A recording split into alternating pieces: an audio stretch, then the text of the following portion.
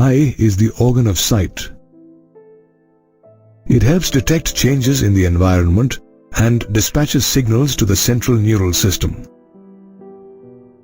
Human beings have a pair of spherical eyes located in eye sockets or orbits of the skull. The eyes are directed forward and adapted for binocular vision.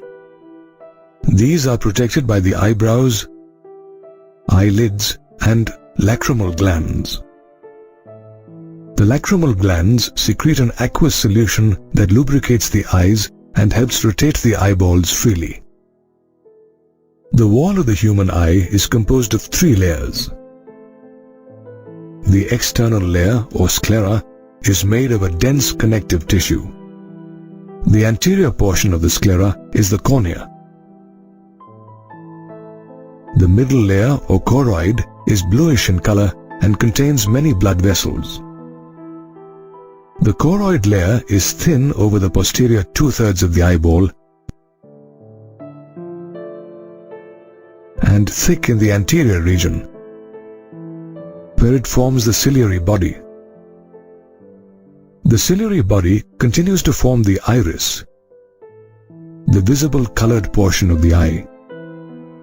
The eyeball contains a transparent crystalline lens held in place by the ligaments of the ciliary body. In front of the lens, the iris surrounds an aperture called the pupil. The muscle fibers of the iris regulate the diameter of the pupil. The inner layer is the retina, which contains 3 layers of cells. The innermost layer is called ganglion cells. The middle layer is called bipolar cells, and the outermost layer is called photoreceptor cells. Photoreceptor cells are of 2 types, rods and cones. These cells contain photopigments. The cones are responsible for color vision and daylight vision, which is also known as photopic vision.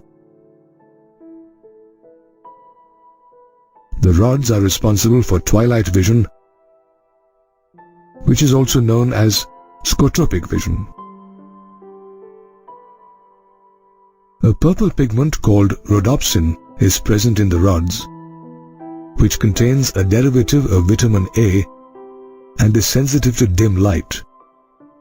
However, the rods do not play any role in color vision.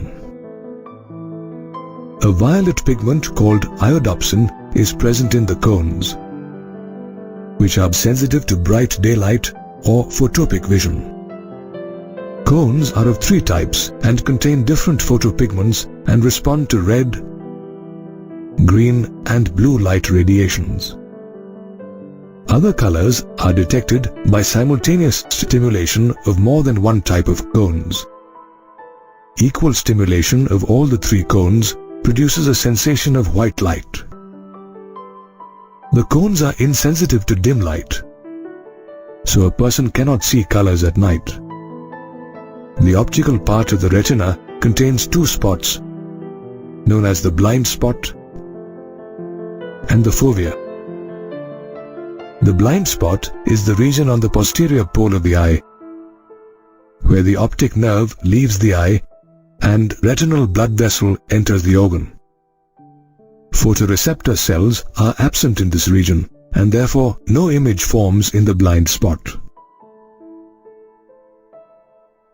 The posterior end of the eyeball, lateral to the blind spot, has a yellowish pigmented spot called the macula lutea, with a central pit called the fovea. The density of cones in this region provides the best visual acuity.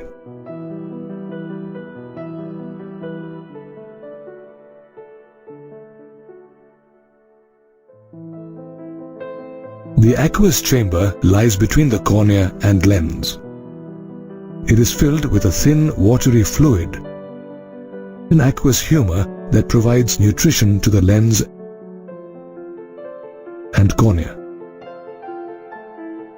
The vitreous chamber is larger than the aqueous chamber and lies between the lens and retina. It is filled with a transparent gel called vitreous humor that gives shape to the eye, supports the retina and lens, refracts light rays, and maintains intraocular pressure inside the eye.